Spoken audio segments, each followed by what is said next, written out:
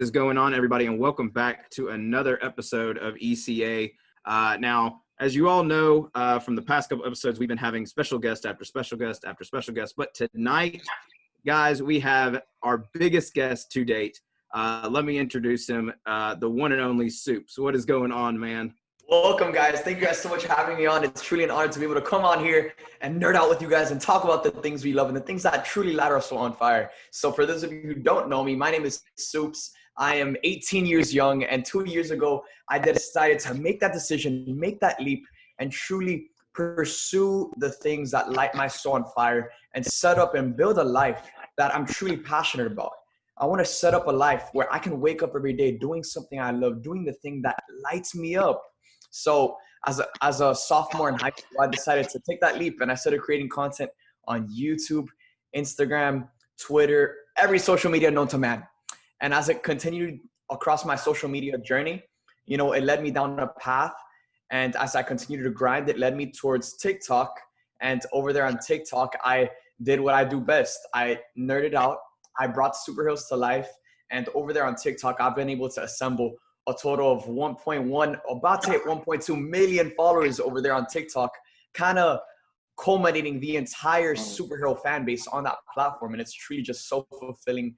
I'm so grateful for every single person who just sits there and watches my videos, supports and enjoys them. And I couldn't be more grateful for the love and support. And it's led me to where I am today. And now we're here on this podcast, and I'm so excited to discuss the topics we have ahead. Dude, absolutely, man. That was a perfect intro. It's like, that was amazing. All right, well, we got that out of the way. No, dude, I personally, at 18 years old, that is incredible. Congratulations, man. And you just got verified over on TikTok.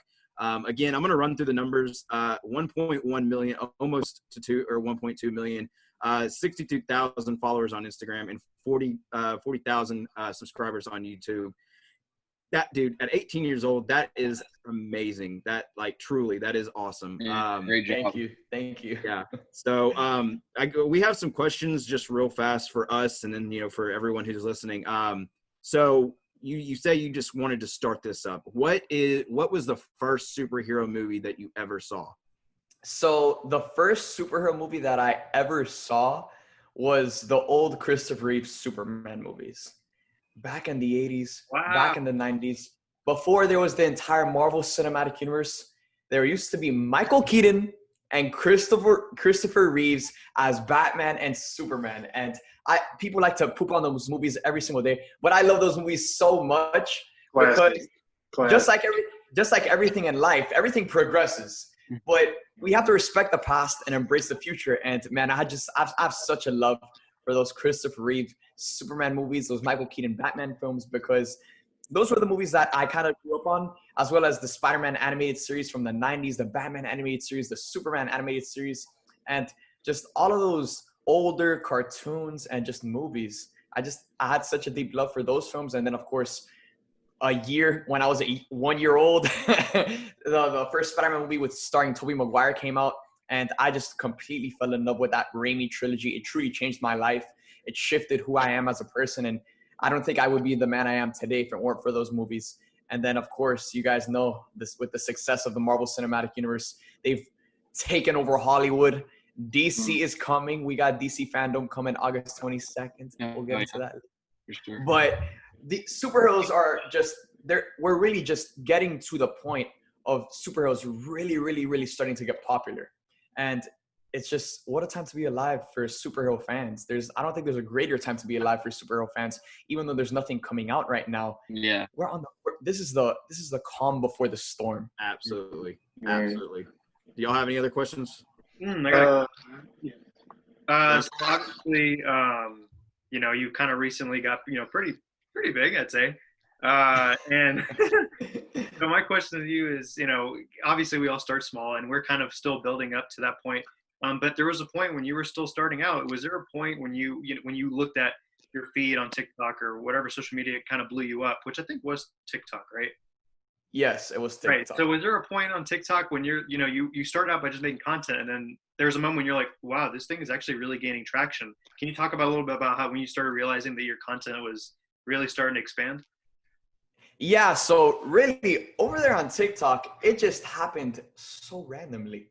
Like I didn't see TikTok as the platform that it is today. Back then, I kind of had that premature misconception of what TikTok is, a stupid dance app for kids. And I thought in my head, because this is an app that's primarily met for dancers and good-looking people and people that can flex and lip sync in front of a camera, because this platform is primarily for that audience, I didn't expect superheroes to become so popular on my page. But you know what? You miss every shot you don't take. And at the time, I had nothing to lose. Again, I'm young as hell. I have nothing to lose. I'm going to go all in on pursuing what I love and trying to turn the things that I love into my lifestyle. So I went all in on TikTok. And then out of nowhere, this random video just blew up of me watching Avengers Endgame. And when that video blew up, it kind of just shocked me because at the time I had already been creating content for 2+ years on YouTube.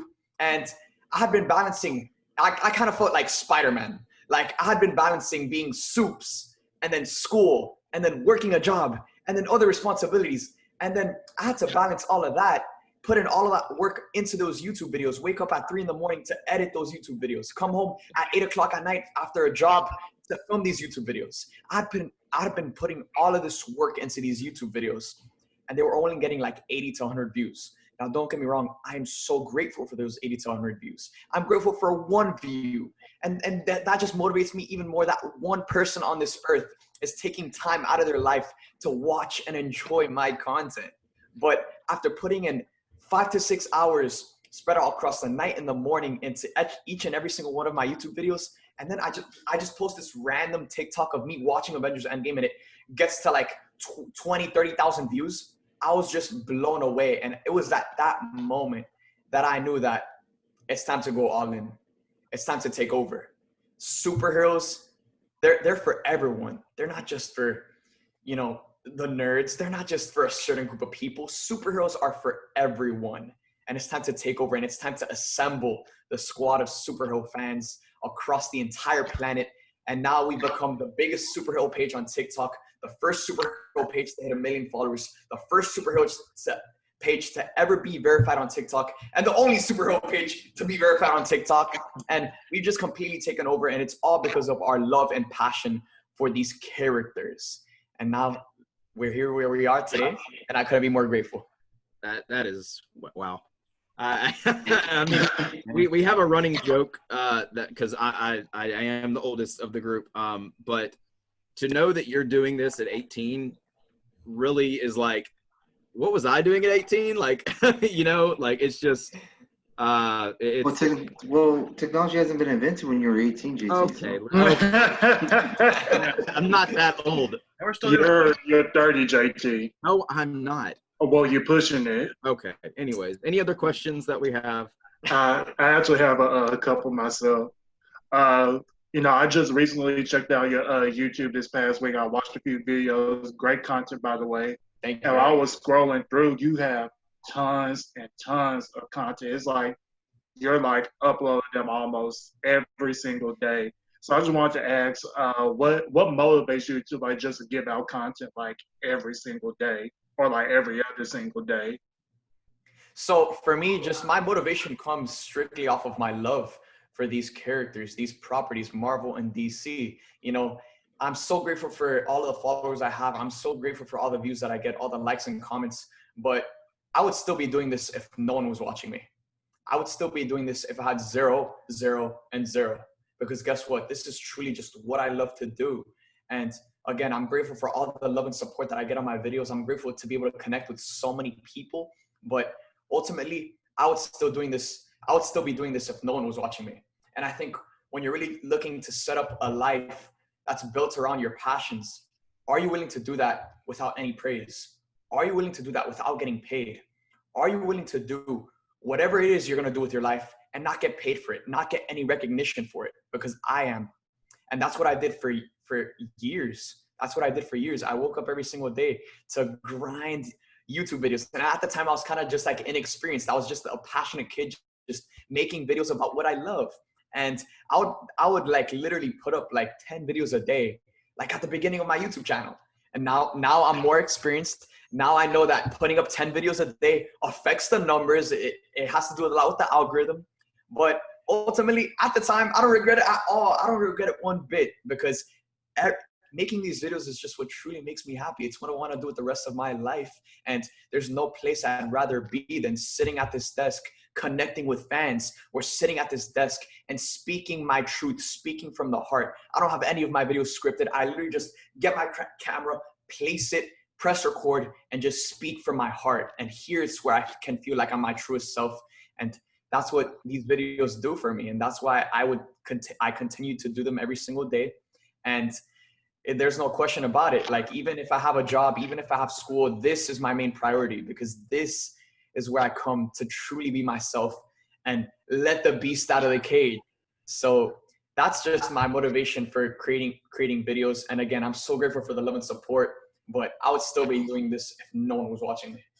Right. That's kind of like the same thing like we're kind of doing with our group that we have right now. Like you said, like you just get a camera and you just press record. Like, you know, that's what I love about kind of like content like that. There's like no script at all. It's just, you know, raw and uncut. Basically like our podcast, like we don't have no script or nothing.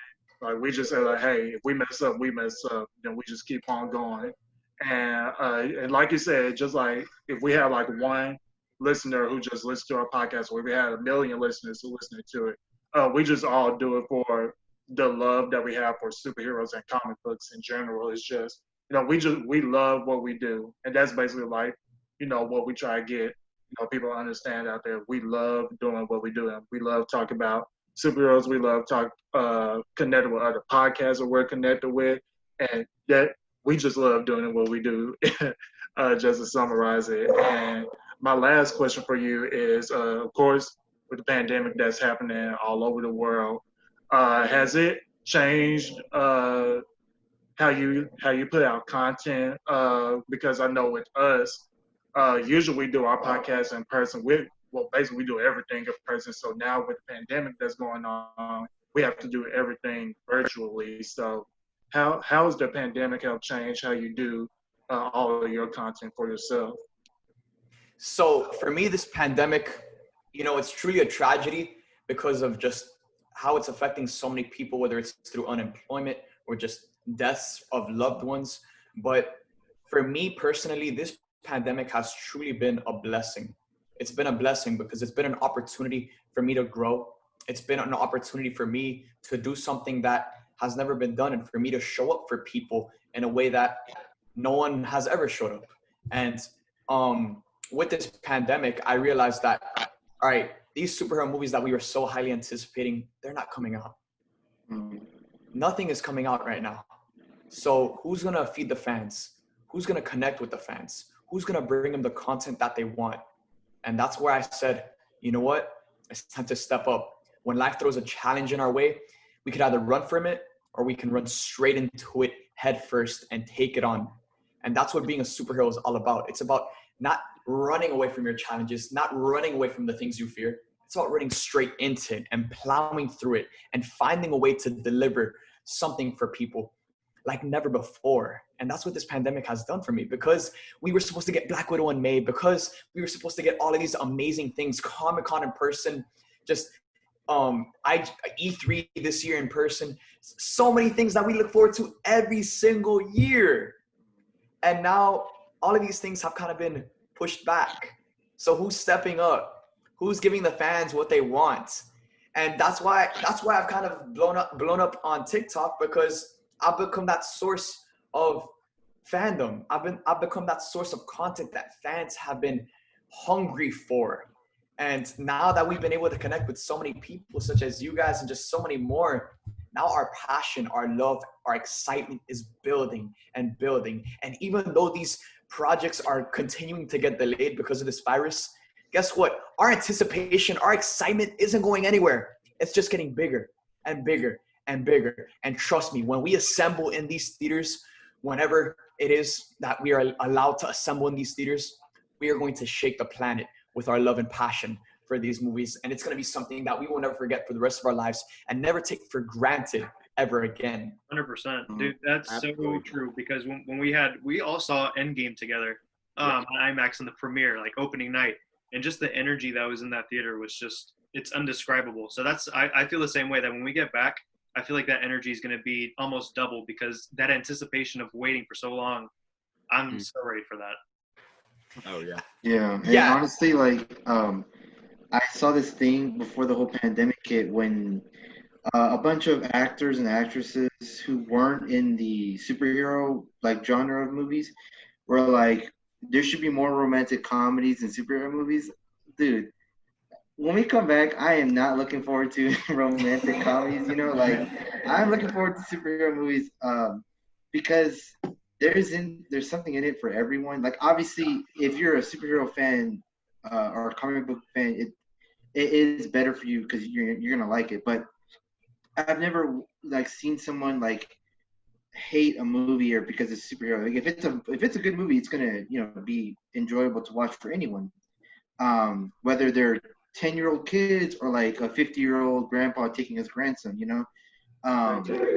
and and yeah, like for me, yeah, I feel like we were getting 3-4 superhero movies a year, and like this is the first year where we're so far we haven't seen one yet, like not counting like the ones that came out in January and February, like Harley Quinn, but like like Marvel movies, and it does feel like something's missing. You know what I mean? Like I have gone this long without seeing, any other type of genre of movie, like a scary movie, a romantic comedy, or just a comedy. I'm just like, it's whatever. But not seeing a superhero movie for this long, I'm just like, this feels weird. And yeah, I'm definitely keen on like watching one right now. I'm willing to pay money if they would have released it like on video on demand or something like that. Like even if it's like a pretty higher price. At this point, I'm like, you know what? I'm willing to pay for that because I just want to see one like really badly right now. So yeah, I see what you're saying. Yeah, and like for me, it's kind of more about just what they bring to the table, because superhero movies are unlike. There's no other movie like superhero movies. Avengers Endgame. We all love Avengers Endgame, but Avengers Endgame at home on your TV is an Avengers Endgame in theaters with a packed audience. Right. We all can agree on that. Right. So even if Marvel decides to put Black Widow on VOD, charge $30 for it on Disney Plus for you to be able to watch it at home, it's still not going to be the same. Because guess what? When I like to watch these movies for the first time in a packed audience on a Thursday night in a packed theater with people sweat dripping down on me, with popcorn being thrown, with me contemplating jumping a few rows forward when something crazy happens. Like, that's the experience that I want. Yeah. And it's not going to be an experience that we get anytime soon. But when it does happen, man, it's going to be crazy. It's going to be crazy. Yeah. And honestly, like, that's the only thing in my life that I go to. Like, when people were younger, they went to concerts. They got that hype from concerts, right? Like, I don't go to concerts. I don't do that.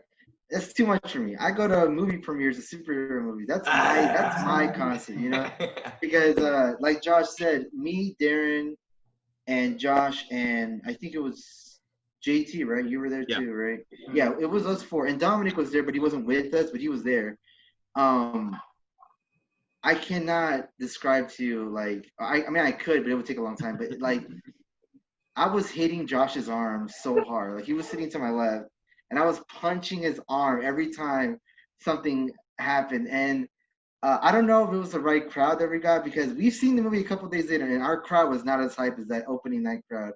And I cannot tell you how loud we were yelling when Cap picked up Mjolnir, or when he said Avengers Assemble. Like, I don't get that feeling from, like, going on a roller coaster anymore. Or I just can't get that feeling from anything else than seeing, these superhero movies.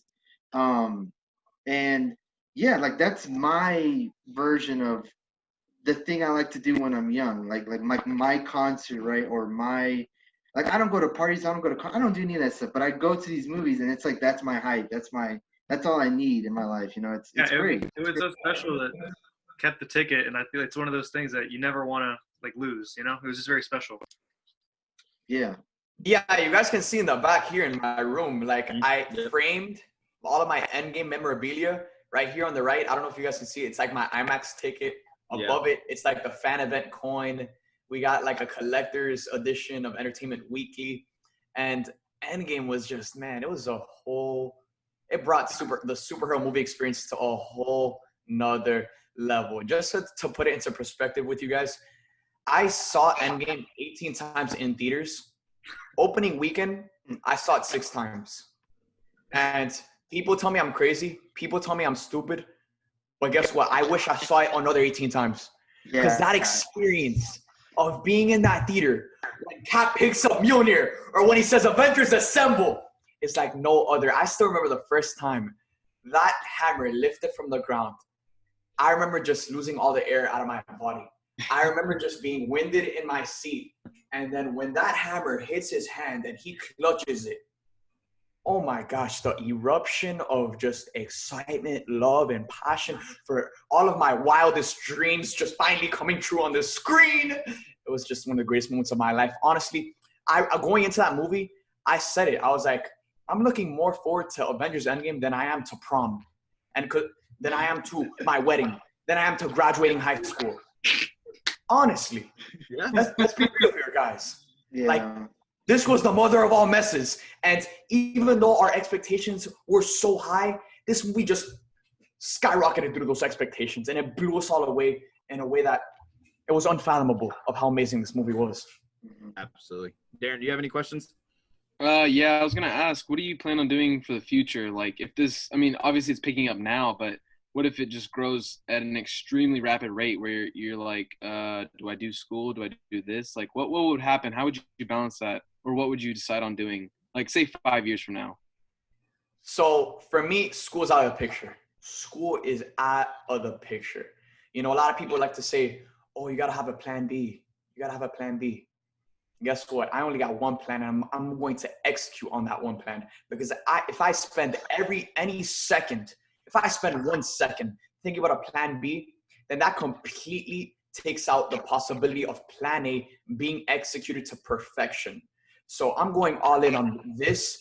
And I know that with whatever challenges life throws my way, let them ban TikTok, let them ban YouTube, let them ban Instagram. Any challenge that life throws my way, I know as I continue to lead with my love and passion for superheroes, I know that I'll always find a way to connect with fans. And that's the goal at the end of the day, to be able to connect with fans and share our love and passion for superheroes. So school is definitely out of the picture for me. Right now, I'm going harder than ever in creating content and delivering and showing up for fans, because the companies that we worship, Marvel, DC, because they're not allowed to show up right now. So someone's got to show up, and I'm doing everything I can to show up for every single fan on Instagram, YouTube, TikTok, Twitter, on everything.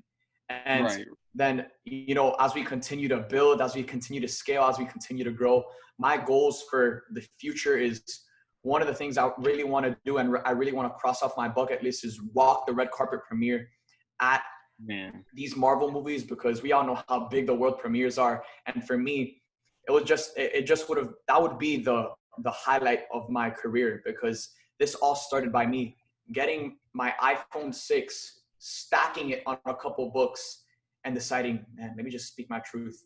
And I hit record. And I probably refilmed my first video like 20 times. But that last time that I posted it, it felt right, it felt genuine. And for me to be a kid who just decided one day to press record on his phone, stack it up on a couple books, and just talk about the things he loved, to now be walking the red carpet premieres for these movies, it would just truly be a dream come true. And then another thing I want to do is partner with theaters and provide a Supes movie experience. This is something I haven't really told anyone, but we all know the type of experience a movie like Avengers Endgame brings. Well, what if we can take that experience and enhance it ×5?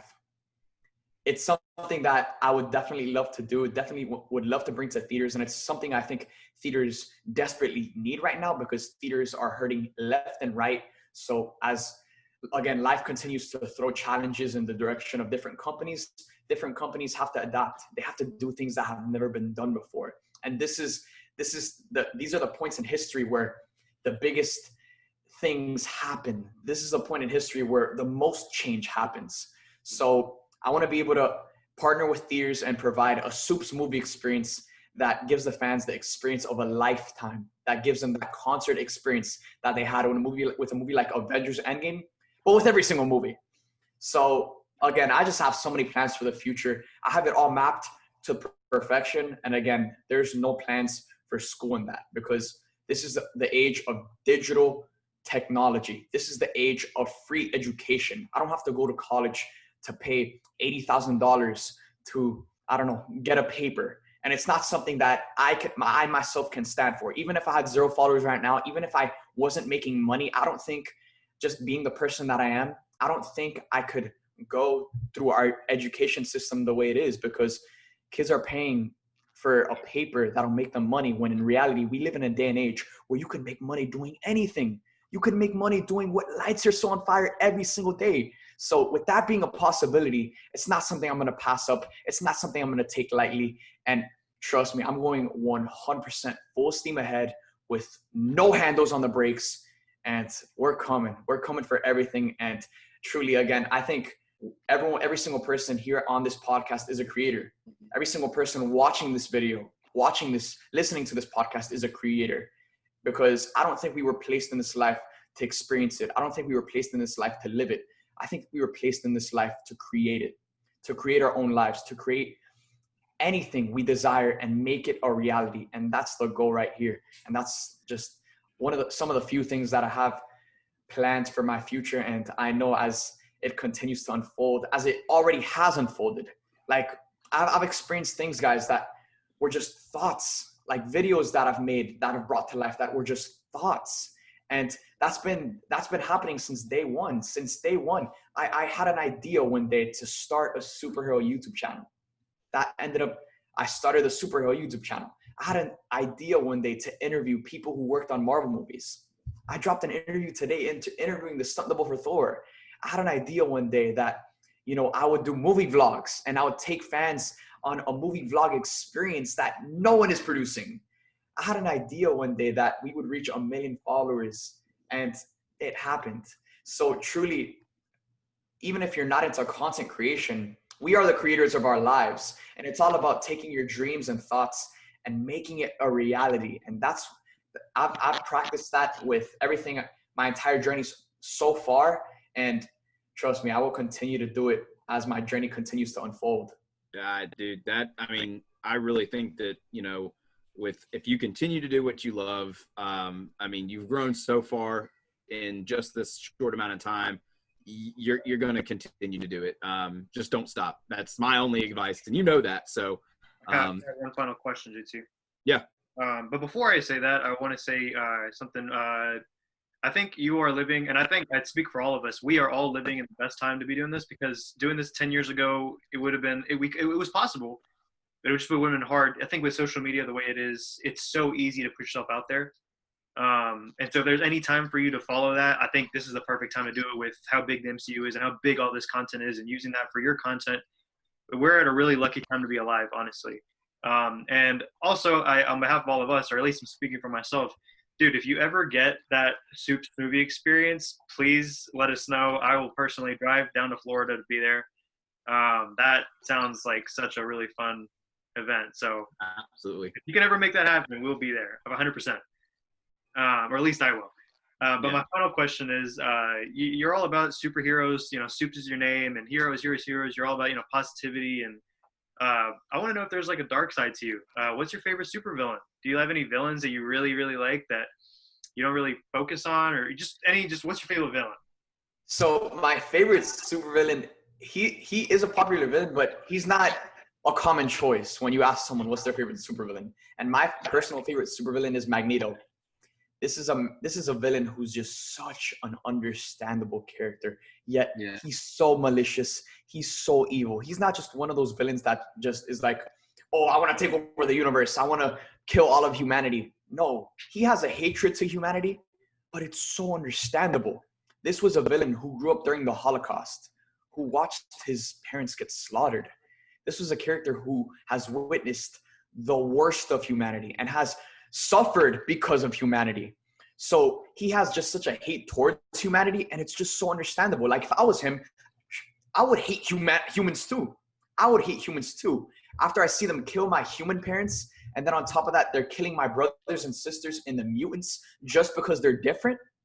Like he has such a deep hatred for humanity, and he's such an evil villain, but he's so understandable. And for me, those are the best villains, the ones that are understandable. The reason Thanos is such a compelling villain in Avengers Infinity War is because he's understandable. He thinks he's the good guy. And same thing with Killmonger. Killmonger thought he was the good guy. And he's an understandable character who has an understandable motivation. Same thing with Magneto. Magneto, he's just a lot more evil than those guys.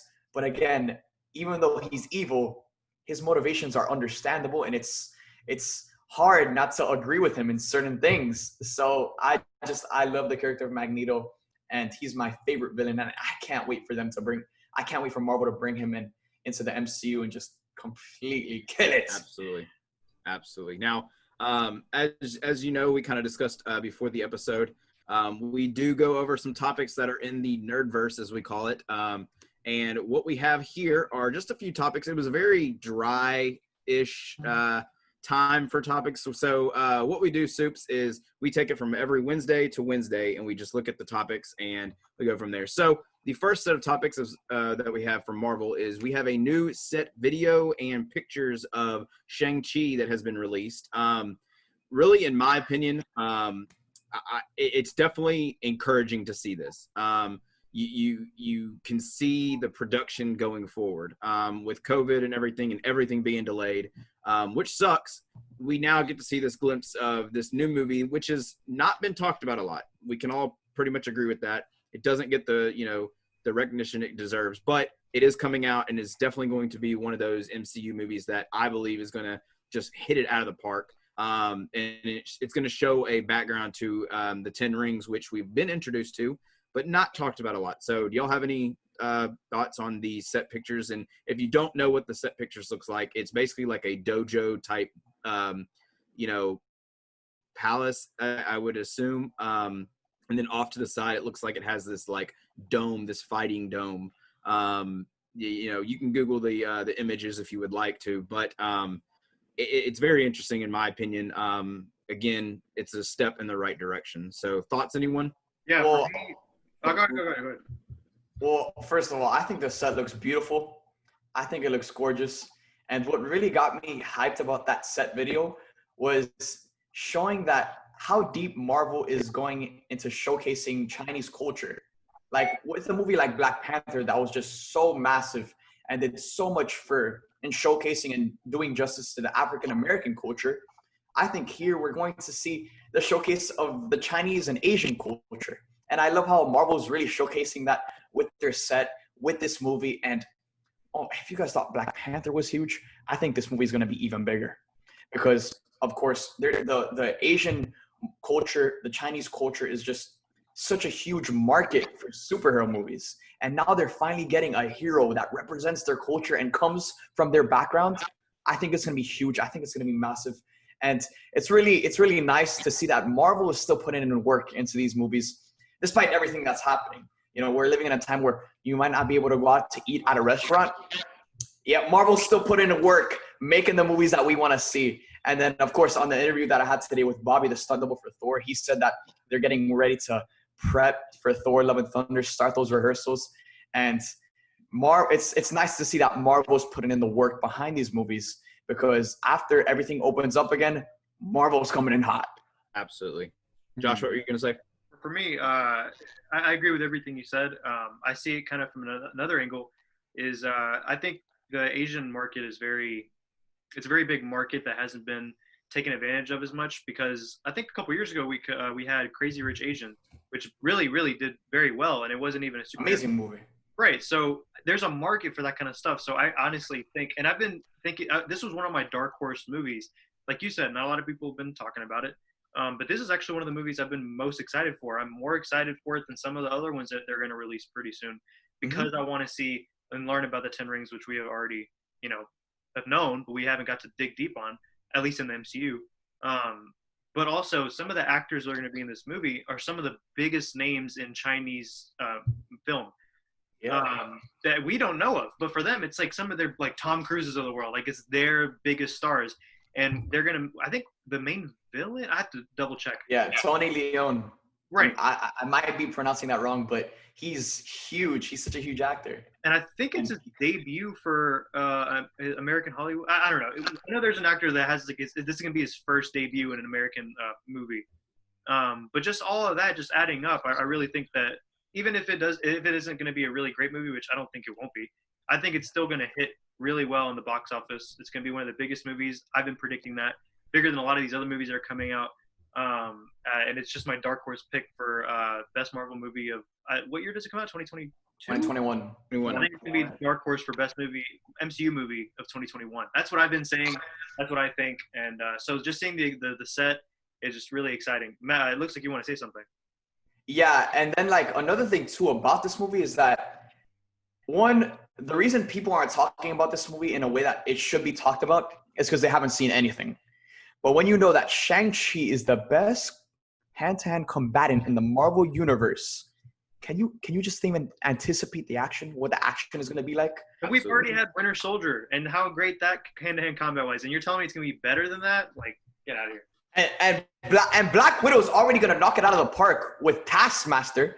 So now you have Shang-Chi coming into the mix. And, you know, we know that in the movie, there's going to be like a fight-style tournament towards the end of the film.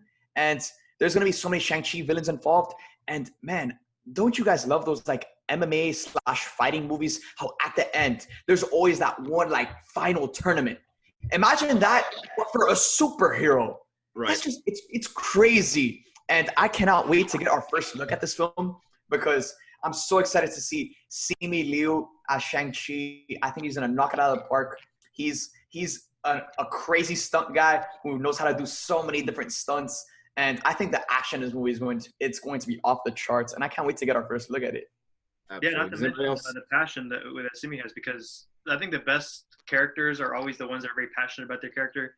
Marvel always does a good job of hiring people that are really passionate about the character and the fandom, and he loves his character. He loves the MCU, so that's just an extra cherry on top. It's just really, it feels nice to know that these guys are not only just getting the paycheck, but these guys are they're just as big as fans as we are, and the fact that they get to do that, it just makes me more excited. For sure. And Simu Liu, he literally got the role of Shang-Chi by tweeting at it, yeah. Hey Marvel, let's talk. #Shang-Chi. And Marvel responded, and he got the meeting, and now he's Shang-Chi. You know, I've already sent out my tweet. Hey Marvel, let's talk. #Nova. Still waiting for a response. But you know, you never if Simu did it, why can't you? Yeah, exactly. exactly. Anybody else have any thoughts on that? I just wanted to say, yeah, I saw the pictures. It looks very, very clean.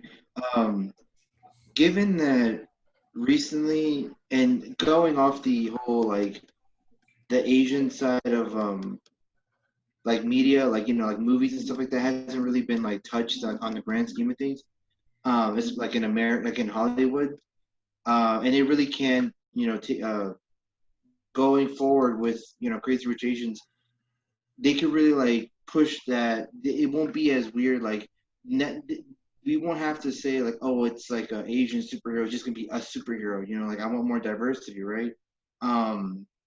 Because and going off the set pictures, like I am really excited to see how the whole movie looks like, because if anything, I'm probably holding this movie to a higher standard, because with this movie and Mulan, which I know Mulan isn't a superhero, but they're both from Asian backgrounds, right? For me, when it comes to Asian culture, I really do like the land and like the set design, because I've recently played Sekiro Shadows Die twice, and I've recently watched Ghost of Tsushima, which those are both video games if you don't know, and they're both based on like Japanese culture, samurai and shinobi and ronins and all that. And obviously the games are great and all that, but one of the like pluses that people give these games is like how beautiful the games look, right? And I'm hoping that giving from what we got from these pictures, right? Hopefully the movies just look like amazing, like these big shots, of this like land, and this is more going towards Mulan, given that that's going to be like more in a foreign setting, place and time-wise, while Shang-Chi is going to be modern day. But I do hope that they work in some beautiful like Asian scenery in the movie. So yeah, I'm looking forward to that. Like obviously, I think the movie's going to be great, with action and all that stuff. But I'm really looking forward to like the cinematography side of it and how like awesome it's gonna look like on like looking back with the camera. So yeah, this kind of got me excited for that. I'm hoping they really put the effort into like the cinematography side, because in terms of like cinematography, the only time where I've been like super impressed with like Marvel movies is like at the end of Endgame, when it was like everything, everyone was fighting, it looked amazing, and it was like Spider-Man was hanging off Valkyrie holding the Infinity Gauntlet, where there was like blast from the ship coming out. Like that was amazing. That was the only time in a Marvel movie where the cinematography like actually like can go up against like other movies with high grade cinematography. Not saying that they're bad, they're just it just like that one just really blew out of the park. And I know that they're capable of doing that kind of stuff. It's just I hope they don't hold back with this movie and in all these other movies going forward. So that's kind of what I'm excited for. Absolutely. If anybody doesn't have anything else, we'll go into the next topic.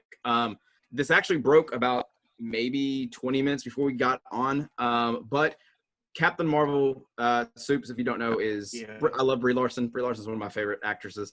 But Captain Marvel 2 has now seemingly got their director in Nia DaCosta. So personally, I'm not too familiar with this director. Dom, do you know anything about her? Yeah, she's I won't say she's new, but she does have a few stuff under her belt. She's also the director for the upcoming Candyman movie that's supposed to be coming out later this year. So if you guys haven't seen like the trailers for the Candyman movie, go check it out. It's great. I'm looking forward to that Candyman movie. And the news we're just talking about now, it gets me so excited because we finally have the first Black female director for the MCU. And then of course we have another woman directing Captain Marvel 2. So I'm just like, okay, maybe Captain Marvel 2 might be 10 times, 20 times better than the first Captain Marvel movie. I don't know. I'm just sorry, JT. I'm sorry. But, I'm really, just looking forward to Captain Marvel 2. That just actually kind of raised my expectations a little bit because I wasn't that much interested in Captain Marvel 2. I was still gonna support it no matter what. But now that we have Nia DaCosta coming in and she's done great work in the past, it's just like, okay, I'm really excited for this film now. So just go ahead, keep on giving me some more news about it. Yeah, I mean, we discussed last week how there was a rumor that Miss Marvel may be making her debut in the theaters during Captain Marvel 2. We've also heard rumors about the Secret Invasion. We've got the scroll, so why not do it? I just there's a lot that they can put into this movie, and for me, I'm 100% excited from the jump. It's coming out, I believe, in July of 2022. And that's my birthday month, so happy birthday to me. I'm just saying. God, you'll be 30, won't you? No, anyways, in 2022. Listen. You're gonna be 30, right? Are you gonna answer my question? Anyways, because you're 28 now. No, I'm not 28. I'm not 28. I'm 27. Same difference. Anyways, no, I just look, if the introduction to Miss Marvel is going to be amazing, we already know she's getting a Disney Plus show. The introduction, if they're going to do the Secret Invasion, that's just going to, be even more amazing. So why not do it? They have a ton to work with, and it's just, I'm just really excited. So anyone have any, opinions on that? Yeah, so with this news breaking, again, I'm not familiar with this director's work. We haven't seen Candyman, so it looks good, but we don't know how good it's gonna be. And I think we can't overestimate the amount of work and the amount of just the amount of excellence that the Russo brothers did with Captain America Civil War, Avengers Infinity War, Avengers Endgame, juggling all of those characters isn't a walk in the park. No regular director can do what they did. And especially with a movie like Captain Marvel 2, if it was with any other Marvel movie, I would be on board. I wouldn't have any worries. But because I haven't seen the work of this director and I haven't seen what she can do, you know, I'm excited about it because I'm giving her the high hopes. I'm looking on the brighter side and I'm giving her the benefit of the doubt. But Captain Marvel 2 is a movie that we know that they're going to do Secret Invasion. And we know it's going to be like a mini Avengers movie and that it's going to be dealing with a ton of characters, a ton of other familiar faces are going to be in this movie. So with Captain Marvel 2 juggling a storyline like Secret Invasion, which is a huge storyline, and then on top of that, it being a mini Avengers movie, that's something that no just random director can come in and be successful on. So again, I'm giving her the benefit of the doubt, but we can't also undermine the success and the work that the Russo brothers have done with Captain America Civil War, Avengers Infinity War, and Avengers Endgame. Absolutely. Now, I do have to ask, what were your thoughts on the first Captain Marvel? So, to be honest, I think I'm not going to lie here. I think the first Captain Marvel is the worst Marvel movie. MCU. I'm not holding anything back, bro. I'm saying it how it is.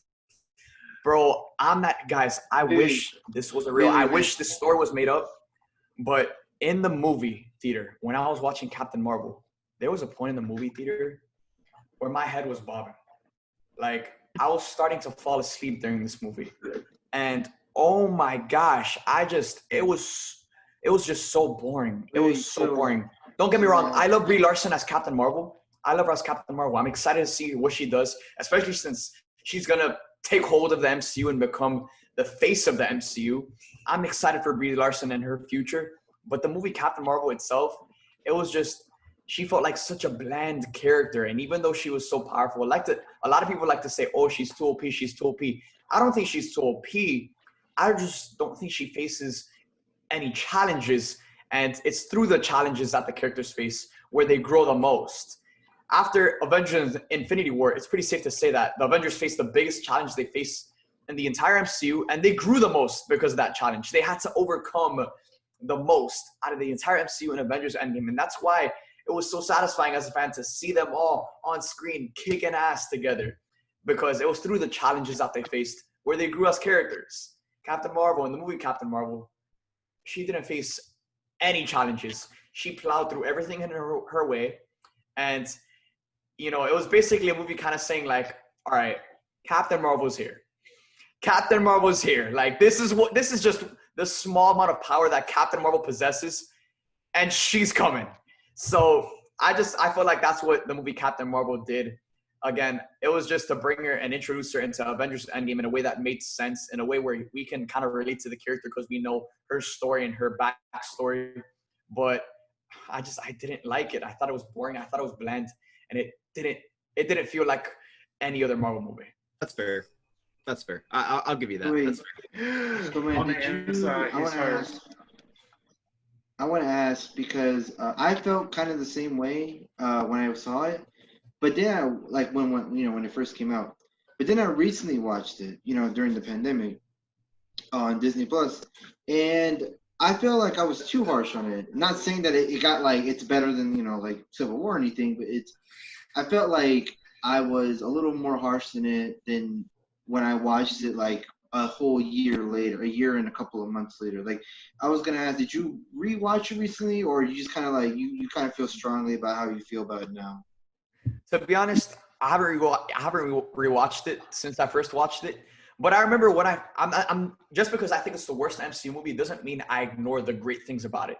Because even though I had a ton of negatives about the film and about how I felt about the film, I still appreciate the awesome moments. Like when Captain Marvel unlocks her true power and she's fighting against the Kree team in that spaceship, amazing. When she's kicking ass against Ronin's entire army, that's badass.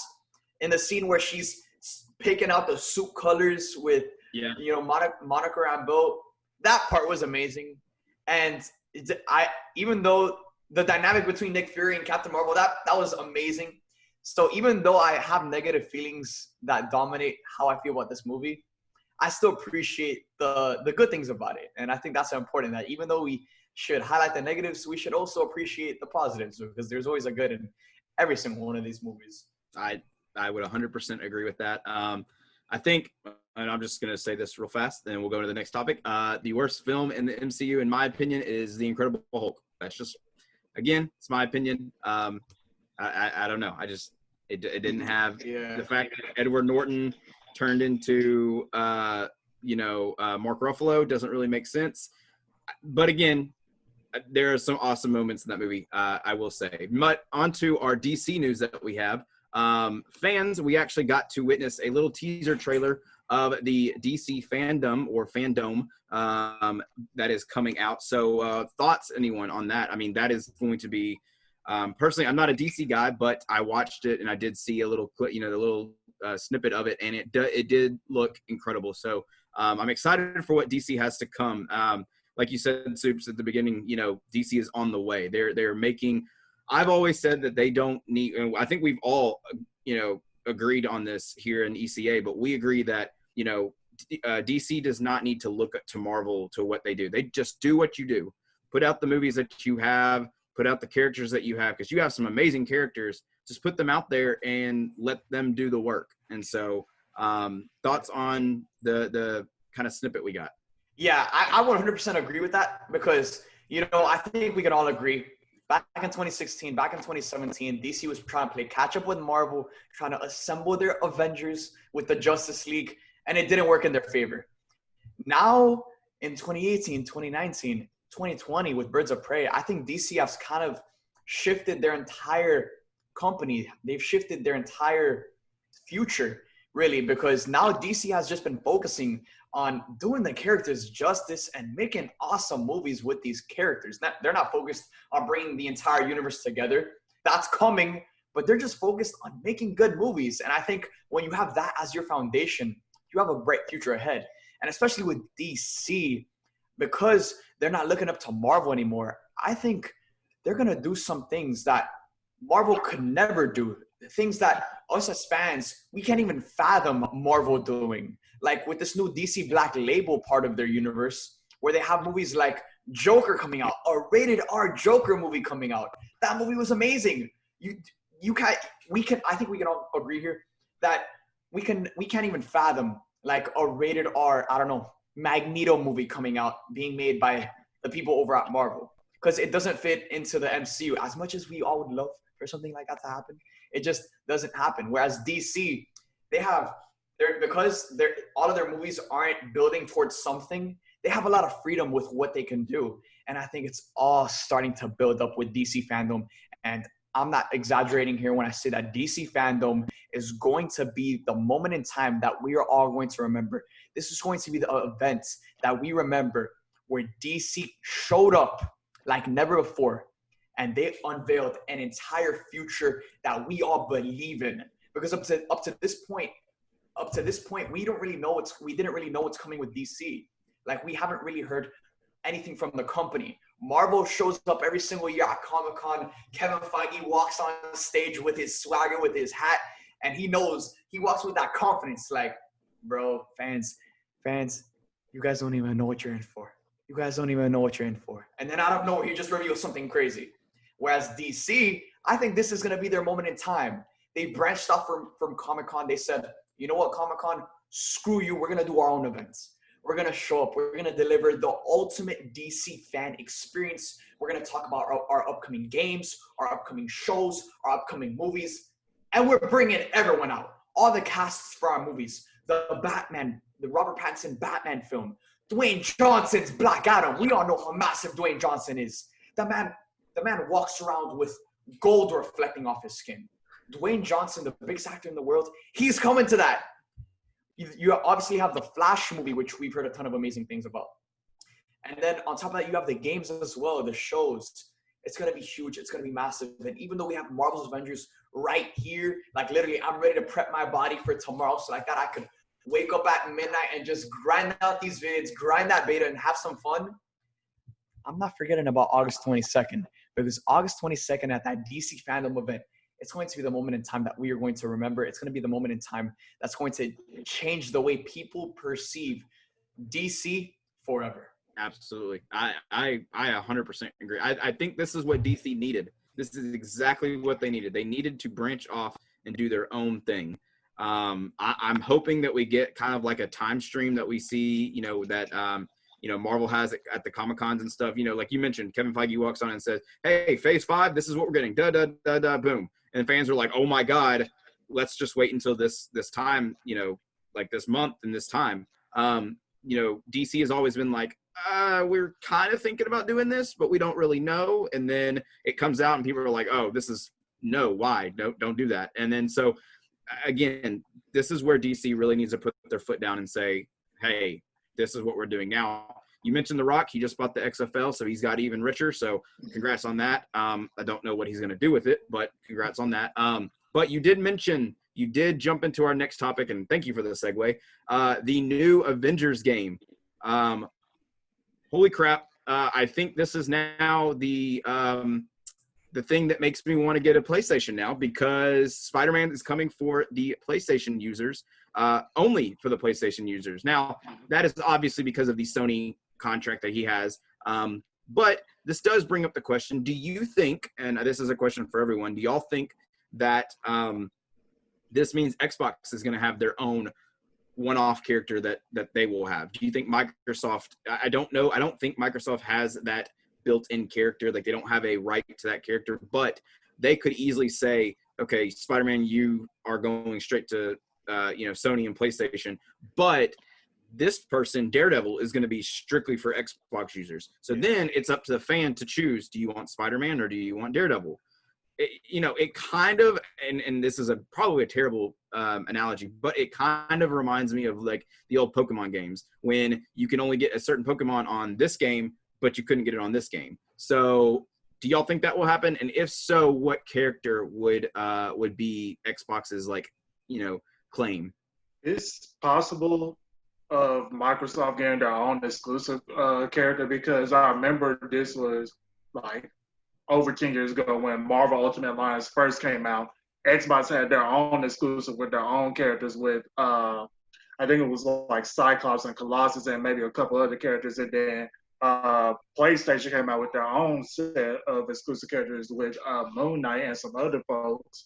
So it definitely is possible to see if Microsoft does have an exclusive character. Who that character will be, I'm not sure who that character will be, but I'll always say, and I said this at the beginning when Marvel's Avengers first started making headlines, is that they probably should put this as like a PS4 exclusive, because I think to me, I thought it was just going to be like really successful for PlayStation. I don't know how it's going to go with other systems, because I know it's going to be on Xbox and PC users. But I just see it gaining more traction on the PlayStation side than I do the other sides. But JT, like I said, to answer your question, it definitely is possible to see Xbox have their own exclusive character themselves. Now, Darren, I did want to ask you a question. Now, I know you are very much of an Xbox user and an Xbox player. We've been over this, you know, plenty of times. Mm-hmm. Does this now change your mind on getting a PlayStation? Does this exclusive character say, does it scream, Darren, buy me? No, I've lived without Spider-Man because I don't have a PS4. So I'll live without Miles Morales on an Xbox, the superior console. It's really not for me, and that's let me chip in here. Okay. First, I had an Xbox One. All my friends had an Xbox. I ended up selling my Xbox to get a PlayStation, so like that I could play Spider-Man PS4. It blew me away. And now for the superhero fans, I could just speak on the superhero fans. The future of superheroes is over here on PlayStation. I mean, I think Sony is playing it right. They're playing it right. Because guess what? For the team behind Marvel's Avengers, with the people that created these characters and this team, you don't think they would love to have Spider-Man a part of that? It's like in the MCU, you don't think Marvel would have loved to have had Spider-Man in the first Avengers movie? Or like, let's say Sony still had their Spider-Man over in their universe and Marvel never got to make or put Spider-Man in Avengers Infinity War. You don't think they would have wanted to do that? So I think Sony is playing their cards right with the character of Spider-Man and with the rights of Spider-Man, especially when you have a Miles Morales game coming out. Like, that's something that we all didn't think was possible, but they just dropped that announcement out of nowhere. And Miles Morales is coming, and I just think the future for superheroes is over here on PlayStation with the PlayStation 5. Not only is Spider-Man Miles Morales coming at launch, but we also know the sequel to Spider-Man PS4 is coming in the future. Marvel's Avengers, even though Spider-Man is a PlayStation exclusive character, they are also partnered with Marvel's Avengers for other PlayStation exclusives. So when it comes to the whole console war between Xbox and PlayStation, there's no question about it. Xbox is the better console. Xbox has the better specs. But as a fan, do you want to be playing or do you want to be sitting on the most comfortable seat of a boring roller coaster? Or do you want to be sitting on the seat that gives you the best experience? And that's the way I see the console wars. Xbox is the better console. PlayStation just has the exclusives that'll bring you on the ride of a lifetime, that'll give you experiences that you could never witness on Xbox. So even though Xbox has the specs, even though Xbox on paper is the better console, I'd rather have the better experience. I'd rather hop on the fun roller coaster. And that's why I'm rolling with the PlayStation 5 as we roll into this new generation of consoles. And going back to Marvel's Avengers, I don't think Xbox is going to get an exclusive character, because I just think the team behind Marvel's Avengers was, one, passionate about bringing Spider-Man into the mix. And I think Sony's just doing everything right with the Spider-Man character as of right now. And with the Xbox, it's just unfortunate because Sony owns the character of Spider-Man. But guess what? An Avengers game is better than no superhero game at all. So they could have made this a PlayStation 4 exclusive, but ultimately, I'd rather have a superhero game than no game at all. Absolutely. And Christian, you said you wanted to say something? Yeah, for me, going back to what you said, GT, when you said this is when we get PlayStation, dude, it's more on the side of it's making me not want to get this game more. Now, let me say my point. Okay. I'd rather talk about positive things than negative things, right? So for me to say this is going to be like a huge thing for me, like for me personally, but I am honestly on the fence of like not even getting this game at all, because if this game was purely on PlayStation, I would have no problem with it. Like, that would be a reason for me to get PlayStation. If this, just like how Spider-Man PS4 and Ghost of Tsushima, those are reasons for me to get PlayStation. But when you have console exclusive content on a multi-platform game like this, that just, I mean, that's great for PlayStation users. But even if this, I'm just saying this is what if, even if this is the world where Microsoft owned PlayStation and Spider-Man was only coming to Xbox, I would still be just as mad, because I hate when consoles do that. And this isn't like a skin. It's not like, oh, get this skin only on PlayStation for Iron Man, right? That's one other thing, because Batman Arkham is the same thing. They have skins for Batman that are only for PlayStation, right? That's different. That's a skin, right? But when you introduce one of the biggest characters of all comics, not just Marvel, like of all comics, right, as a only console exclusive character, and the other ones can't play it, but they're making the game for other platforms, no. To me, I can't support that. Like, it's not just any character. It could have been Ant-Man. It could have been Hawkeye. They could have released Hawkeye and be like, oh, only for PlayStation if you pre-order right now, right? Okay, and I'm not trying to say those characters aren't cool. They are cool. I'm just saying it's not Spider-Man level of like, I mean, who doesn't know Spider-Man? Everyone knows Spider-Man. You don't even got to know who Spider-Man's name is. You could go your whole life without knowing who Peter Parker is, but you know who Spider-Man is. You know that mask. You know that web-slinging seer. What other hero has web-slinging powers that can go from New York? That, you know, no other hero does stuff like that, you know? So I'm on the point where I'm thinking about not even like, I don't even want to get this game anymore, because Spider-Man, man, like that's insane. How can you make a game for everyone to play and then have cross-platform, right? Potentially. so you can play with your friends. But if when I go play with Josh, he can play Spider-Man, but I can't. Just because I have an Xbox, I should not be forced to go switch over to another console just to play one character in one game. That's unfair. That's totally unfair. And I know Sony owns it, like on the logistical side of things. I know they own the character. I know that, right? But I did not think they were going to do that, right? Like I thought, given Marvel Ultimate Alliance, that was made for Xbox and PlayStation. And at the time, Sony did own Spider-Man, but you could play it on Xbox, Yeah, that's just totally unfair. And I'm at the point where I don't want to get the game anymore because I'd watch you guys play it. Don't get me wrong. I'm not going to bash on the game, say it's bad. And everything I said good about the game, I still support that, all the way the game looks and the combat, all that. But now I'm like, I'd rather just play Cyberpunk. That game's giving more hype than because that just kind of disappointed me. It was like a bummer. Like, obviously, I'm not saying this for selfish reasons. Obviously, yes, I won't get to play Spider-Man, but the fact that they would do that, I'm just like, that seems kind of mean. Like, I'm not saying that you can't be excited for this. I want people to be excited for Spider-Man. I literally called it last episode. Yeah. I was the one who said they should put Spider-Man in this game. Right? I literally said that after we were reacting to the War Table 2. I literally said that, right?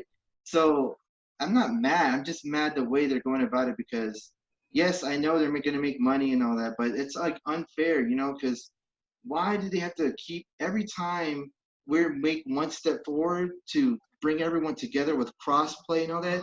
It's like some reason to keep it split with the whole, like I said, if this game was only on PlayStation and they revealed all this stuff, I would have been like, okay, that's cool. That's awesome.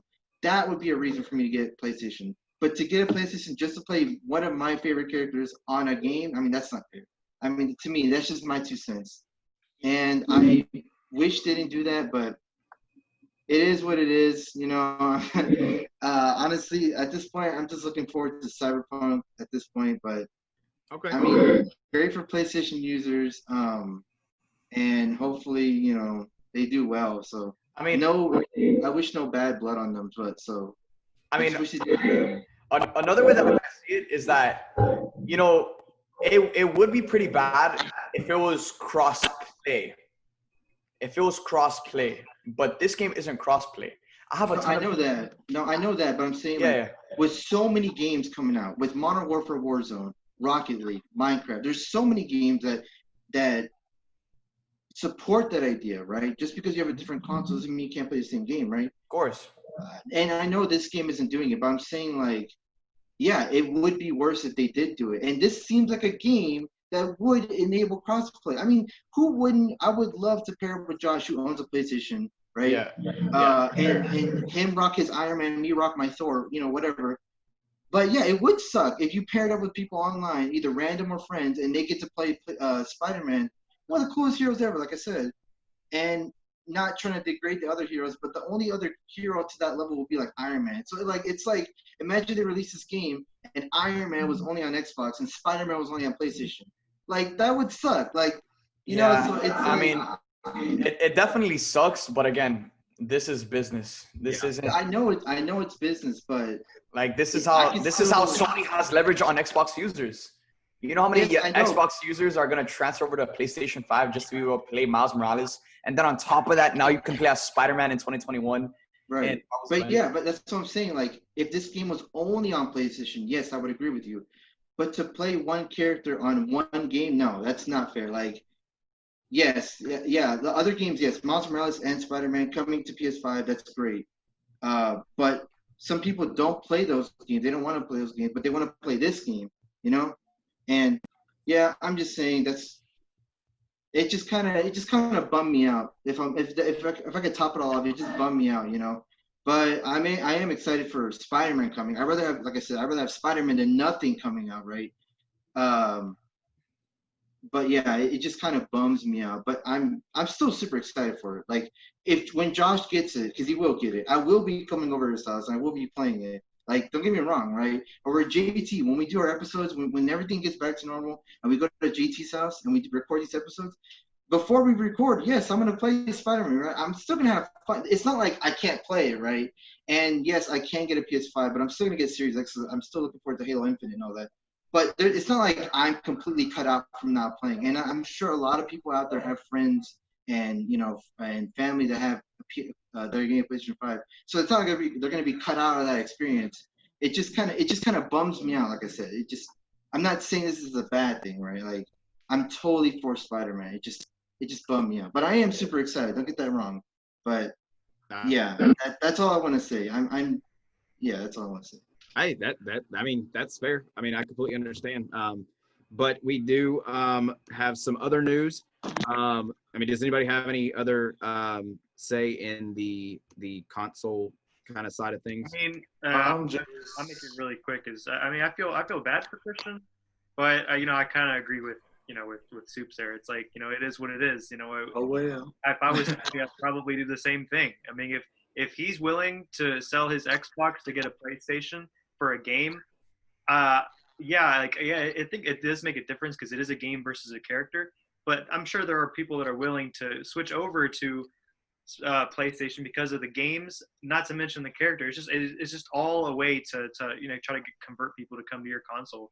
And I mean, it's always the thing I've always agreed with is Xbox is a better console, but like Soup said, PlayStation has better exclusives, and I'd rather enjoy that. But I've always been a PlayStation guy, so really it's hard for me to say anything because I've been playing PlayStation since the PS1, had every console since. So I wouldn't switch anyway. I did like contemplate it for Xbox, but once the PS5 announcement came out and the first thing was Miles Morales, like my mind was like, never mind, I'm gonna get the PlayStation. It's not even a question. So I think it sucks. I'm sure it sucks for Christian and for Xbox users, but that's the name of the game, And the only way to switch that is hop on over to the PS5 side, or just save up the PS5. So it is what it is. And if Microsoft had Spider-Man, I would have to contemplate. Do I really want? I mean, but I wouldn't be upset about it. Just like it is what it is. But I mean, and I was gonna say too that yesterday they even announced more exclusive stuff for PlayStation members, saying that let me see. When it comes to cosmetics, PlayStation players will have 30-day exclusive access to a legendary outfit, a legendary emote, epic takedown, and nameplate for each superhero as they are released. This is also for the 6 launch heroes. In addition, we also have rewards for those with PlayStation Plus subscription.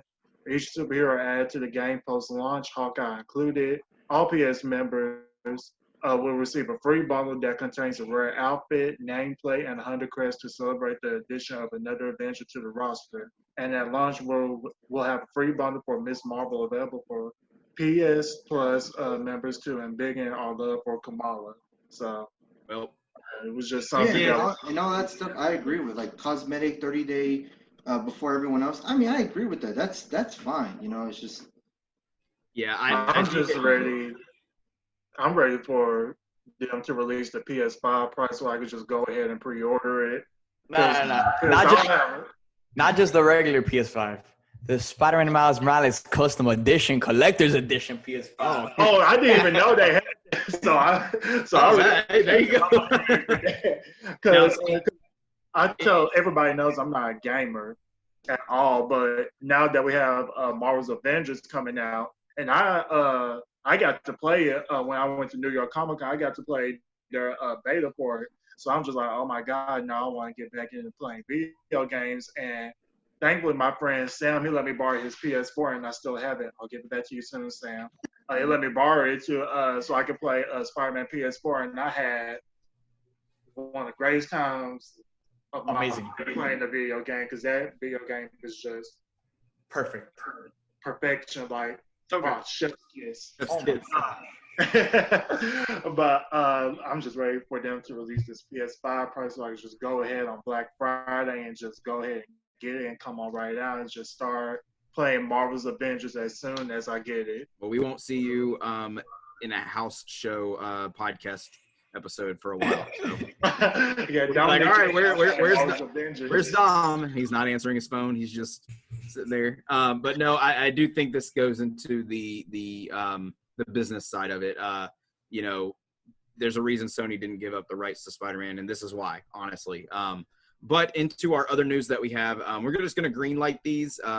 They're just some things that we heard over the week. For me and Dom personally, we got to see the second trailer of The Boys, and oh my God, what a trailer. If you haven't seen The Boys, again, please go watch it. We highly recommend it. It's basically superheroes, but what they would be like in today's world. If you can put those two together, that's what it is.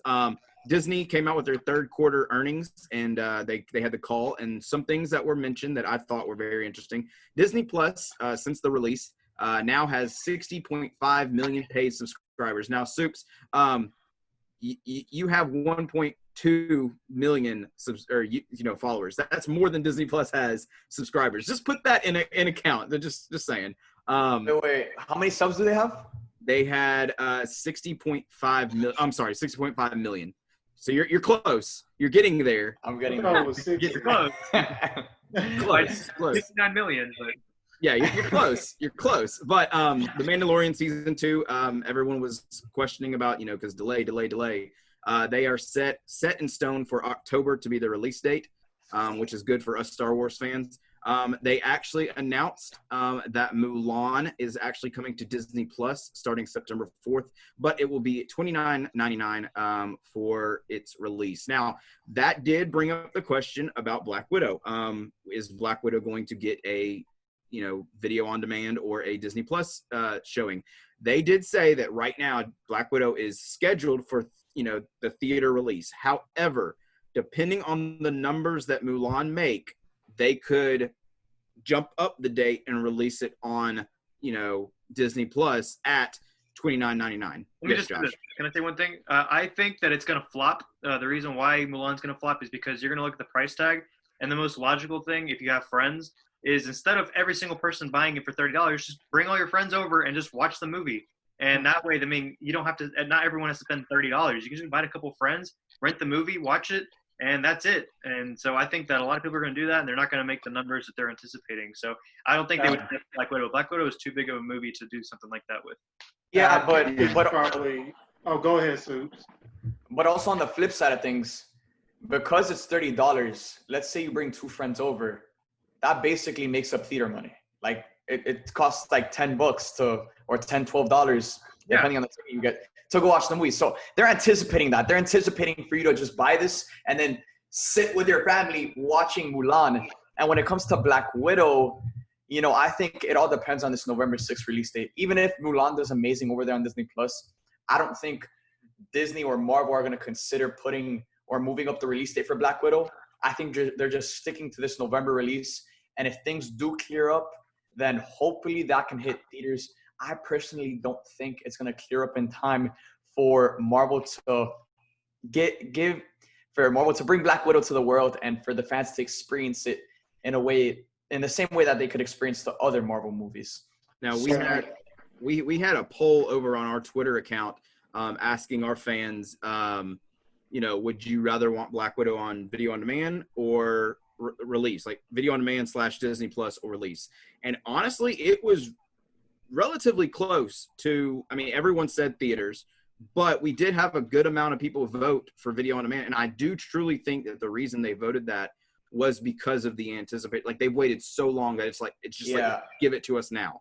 And another thing too is that when it comes to making movies of this magnitude, there's so much money that goes into these movies. Mm-hmm. All of this money that's being put into these films isn't just coming from Marvel. It's not just coming from Disney. It's coming from other investors that lend them the money to make the movie, and then they get paid back once the movie hits theaters. But as the movie continues to get delayed and delayed and delayed, interest is building on those investments. So it's just becoming more expensive for Marvel and Disney's side as they continue to delay this project. And ultimately, I feel like it's going to get to a point where it's just going to be like, all right, let's just release this thing because we're gonna lose money regardless. Right. We're gonna lose money regardless. Same thing with Mulan. Mulan was going to be a huge blockbuster movie, but they pulled it last second, and they're gonna lose money regardless because this is just a bad situation for movies and for movie theaters.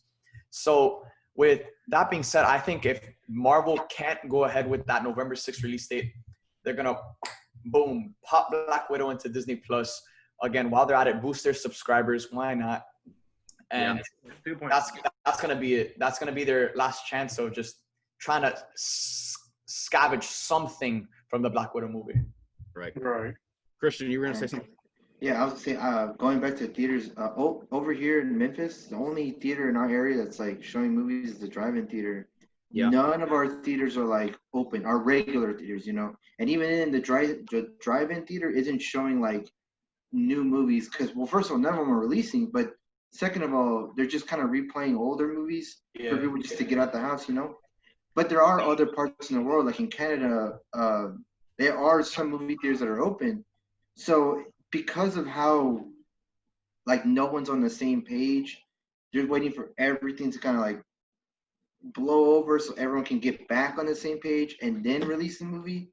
But now, November is like right around the corner, right? And it's like, I don't think it's gonna clear up in time. So I don't know, man. Like, I want it to be out in November, but seeing how it is now, like, and I work in a movie theater, they're like, dude, it's like the lowest like morality ever because I keep calling them, I'm like, hey, what's the news? They're like, we're not. They're more optimistic like in July or May than they are now. It's like, I don't know what this movie's coming up that they're gonna release like in August. It's like, I don't know, man. Yeah. Speaking of movie releases, we have almost 19 days. No, not 19 days. What is today? 23 days. Pardon me. 23 days until New Mutants is supposed to come out. They are banking on the August 28th release. Again, I doubt it.